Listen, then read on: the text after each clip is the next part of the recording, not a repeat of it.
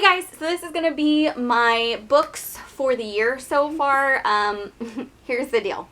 I have been in a really long reading slump. Normally I can read 30 to 50 books a year, sometimes more. There's been a few years I've read 100.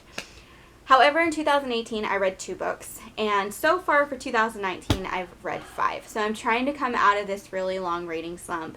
I'm gonna try to do these kind of movie / book wrap-ups in one video. If you did not see my movie rewinds, I don't know what I'm going to title it, go check that one out because I did have to separate them because this would have been a really long video had I not. First book I have here is Carolyn Sparks. It's Vamps and the City. Now, I've read one of her books a long time ago, and these I did not read in order. I don't necessarily think you have to, but I am going to kind of backtrack. This is book 2, so I haven't gone too far in it. And this one is about a girl named Darcy. She is a TV host, and this guy named, I'm trying to remember his name, Austin. And he is a cop of sorts, a vampire cop.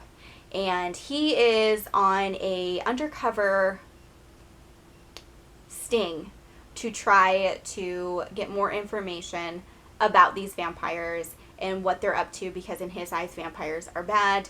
But plot twist, he falls for Darcy, and then he's now in a pickle because what is he gonna do? And that's all that I'm going to say about that. I did give this 4 stars. I really enjoyed it. I'm excited to read book 3 to find out what happens with Darcy and Austin and the whole situation. And I'm really excited. Like, I'm excited to see what happens. But I'm going to rewind a little bit and go back to book 1 so I can find out more information on 2 other characters that were in this book. But I don't want to go too much into it. If you read the synopsis, if you read this book at all, let me know your thoughts on it. The next book that I have here is The Switch by Lindsay Sands. Now, if you've followed me for a while, you know I love Lindsay Sands' vampire series. I've never branched out. I love her writing. She just kind of sucks me in. Now, this one's kind of more of a historical, old day romance. I liked the book, but here's the thing. I don't like historical-based books. Whether it's a romance, anything. Like, I don't like books based on a time that I have not existed. Does that make sense? It's just not my thing. I can't get into it. I did give this 3 stars, and I'm definitely going to try her other series. This particular one just isn't for me. This one's about 2 twin girls that are living with their uncle because their parents have passed, and he's just a really cruel man who wants to just marry them off to just be done with them. To get away from being married into a relationship that is dangerous, that could potentially kill one of the twins, one twin decides to dress up as a boy and escort the other twin, the sister, to a safe area with other family. And along the way, they run into this guy. He decides that, you know, I'm going to be this hero. I am going to escort you guys. You guys are young. You're naive. I'm going to take it upon myself to take care of you. And this whole time, the one sister has to still pretend to be a man. And they end up, you know, going to this guy's house. And, you know, they have to keep putting on this facade. And then, you know, things end up happening. You know, how do they go about this whole situation? I don't want to give any spoilers, but the end of the synopsis is, and this is what I'm going to leave you with this one, is, but will Charlie's ruse backfire, jeopardizing her plan to rescue her sister, as well as her chance for an everlasting love? So, I'm not going to go into it. This book was absolutely crazy. I did like it. Like I said, I just don't like books based on a time where women are just these fragile, delicate creatures. I don't know. It just wasn't for me. Love Lindsay Sands. Highly recommend her. I just can't get into books like that. Alright, so this one is like my biggest disappointment, you guys. I'm so sad about it because I was so excited about this one. I follow Reese Witherspoon's book club on Instagram, and I have yet to pick up a book. But this one, the cover was like, yes, it's calling me. It's beautiful. The title, it's intriguing. The synopsis, it got me. I gave this one 2 stars. I did not care for it, and I don't think it's the author's writing, because I really enjoyed her writing and her story building itself. I just didn't like the character. Like, I really could not stand this person, and it's not that, you know, I can't get into a book about a unlikable character as long as I see growth along the way. I don't want to read a whole book about how she's so unlikable, and then all of a sudden, the very last chapter, that's when you finally see a break in her shell. What happens after that? Like, what is her life like now? That's what frustrated me. So yeah, that's kind of my whole feelings with this book. But just in case those types of books are what you like, it was a good book. Like, the author did great. It's just I personally was really frustrated with it. I'm going to read you the synopsis. You guys can, you know, get it from your library. I did purchase this one myself. I will be donating this to my local library because I'm not going to keep it on my bookshelf. Susan, messy emotions don't fit into the equation of her perfectly ordered life. She has a flat that is ideal for one, a job that suits her profession for logic, and an interpersonal arrangement that provides culture and other more intimate benefits. But suddenly, confronted with the loss of her mother and the news that she is about to become a mother herself, Susan's greatest fear is realized. She is losing control. Enter Rob, the dubious but well-meaning friend of her brother. As Susan's due date draws near and her dismantled world falls further into a tailspin, Susan finds an unlikely ally in Rob. She might have a chance at finding real love and learning to love herself if only she can figure out how to let go. So the cactus, even the prickliest cactus, has its flower. So that to me was like very intriguing. Like I said, I wanted to just see more growth. I thought this book, like even like halfway through and then I start to see the growth, that would be amazing. But I just feel like it was a whole time of me just being like,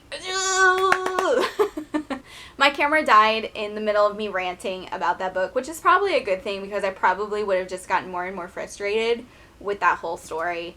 So yeah. Like I said, final thoughts. The story itself is not bad. The author's writing is not bad. I'm definitely going to keep this author on my watch list. It's just I was frustrated with how the story played out and that I didn't get to see after she finally made that break in her shell and she was able to kind of let more people in and kind of move forward. I would have loved to either see like a, what is it called, an epilogue where you like look into the future and just at least let me know what happened there. But yeah, it didn't go that way, so I was very sad. And I didn't like it, so just take that one with a grain of salt, guys. It was more me being frustrated than anything. Alright, the next one that I have here is, I feel pretty popular if you're on social media. She's a very popular social media influencer. This is Rachel Hollis's Girl Wash Your Face. And this is a kind of self-help, kind of motivational type of story. Now, I will say this is very Christian-based. I did not know that when I picked it up. That does not bother me because that's where my beliefs sit. If the lighting is going in and out, guys, we are having clouds in and out of here, so the sun is going in and out. I do apologize, but we've had so much rain. I'm not getting into that. That's a whole nother story. So I will let you guys know that, if that's not something that you want to read about, I wouldn't pick up her books because I do feel like they are very Christian-based. However, I really did enjoy this. It was very inspirational. There were a few things in here that I highlighted so I could come back to when I just needed a minute to like collect myself. I do have another book that one of you guys actually sent me that I am reading now. It's actually on my bedside table. But here's the thing. This is one of the things that motivated me in the change of this channel and that I kind of put off for a little bit. And it says here, Only commit to things you know you can accomplish because they're incredibly important to you. Otherwise, you set yourself up for continued failure. And when I read that, I was like, I keep doing things just because they're easy, or, you know, there's a lot of things that really just struck a chord with me on, but there are so many other sections in this book that I have highlighted and saved for later.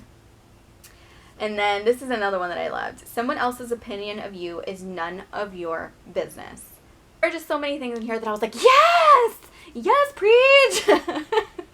So I really did enjoy this one. It's one that's going to stay on my bookshelf that I'm going to, you know, pull out again when I just am feeling like I am in need of just that pick-me-up, that girl power, girl support.